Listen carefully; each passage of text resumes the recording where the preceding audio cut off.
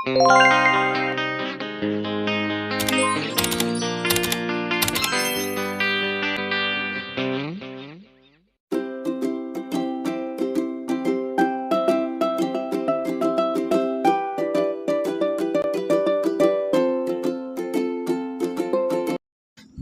Ibrahim merupakan seorang nabi yang hidup di masa jahiliyah, masa di mana puncak dari berkumpulnya orang musyrik dan kafir.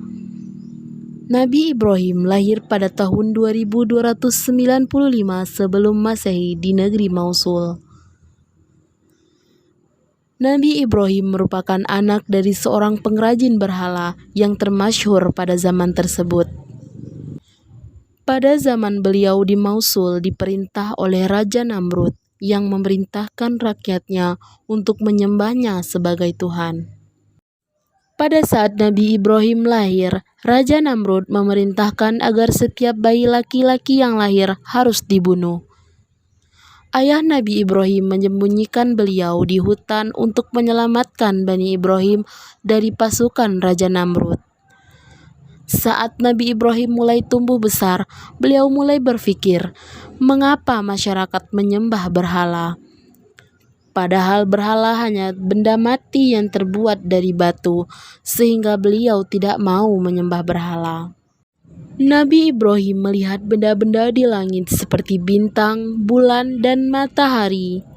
Kemudian beliau berpikir bahwa apakah benda-benda di langit itulah Tuhan? Namun beliau melihat bulan, bintang, dan matahari tersebut terbenam dan menghilang.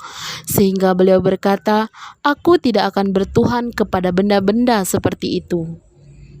Hal ini telah dikisahkan dalam Al-Quran dalam surah Al-An'am ayat 76-79.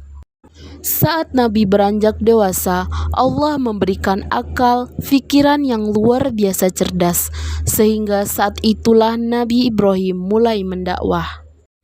Dalam menjalankan dakwahnya, Nabi Ibrahim dihadang dengan persoalan berat. Masa jahiliyah adalah masa keserakahan dan keburukan umat manusia terbesar.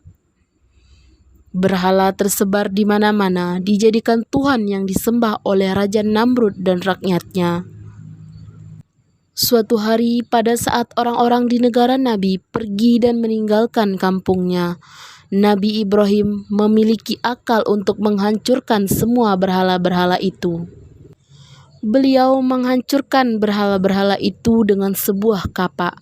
Lalu beliau menyisakan satu berhala dan sengaja menaruh kapak sebagai kalung berhala tersebut. Setelah Raja Namrud dan pengikutnya kembali ke negerinya, Raja Namrud sangat marah mengetahui kejadian tersebut.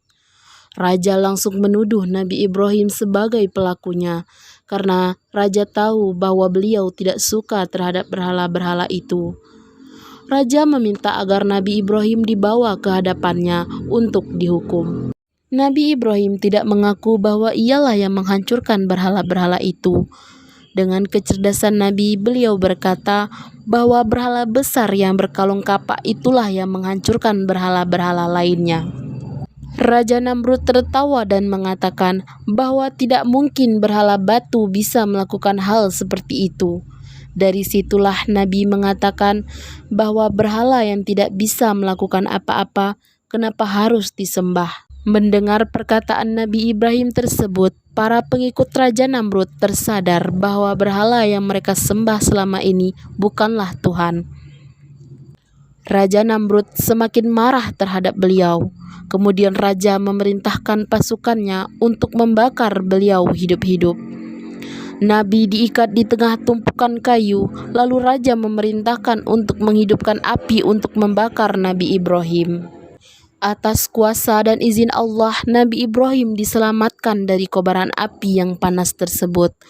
Melalui surah Al-Anbiya ayat 69, Allah berfirman, "Kami berfirman, hai api, menjadi dinginlah dan menjadi keselamatan bagi Ibrahim." Betapa terkejutnya Raja Namrud dan pengikutnya ketika api yang besar itu padam, Nabi Ibrahim keluar tanpa luka sedikit pun. Nabi Ibrahim mempunyai dua istri yang bernama Sarah dan Siti Hajar, serta memiliki dua anak yang bernama Ismail dan Ishak. Nabi Ibrahim saat lahir anak pertamanya yaitu Ismail, Allah memerintahkan beliau untuk menyembelih anaknya tersebut, padahal beliau telah menanti berpuluh-puluh tahun agar dapat dikaruniai anak. Karena kecintaan dan ketakwaannya kepada Allah, Nabi Ibrahim bersedia menyembelih anaknya Ismail dengan tulus dan ikhlas. Melihat ketakwaan beliau tersebut, Allah kemudian mengganti Ismail dengan seekor kambing. Untuk menghormati peristiwa tersebut, umat Islam di setiap tanggal 10 Zulhijjah melakukan penyembelihan hewan kurban. Nabi Ibrahim pada akhirnya wafat dalam usia lebih dari 200 tahun. Kemudian dakwahnya digantikan kedua anaknya, yaitu Ismail dan Ishak. Keduanya pun juga diakui sebagai seorang nabi.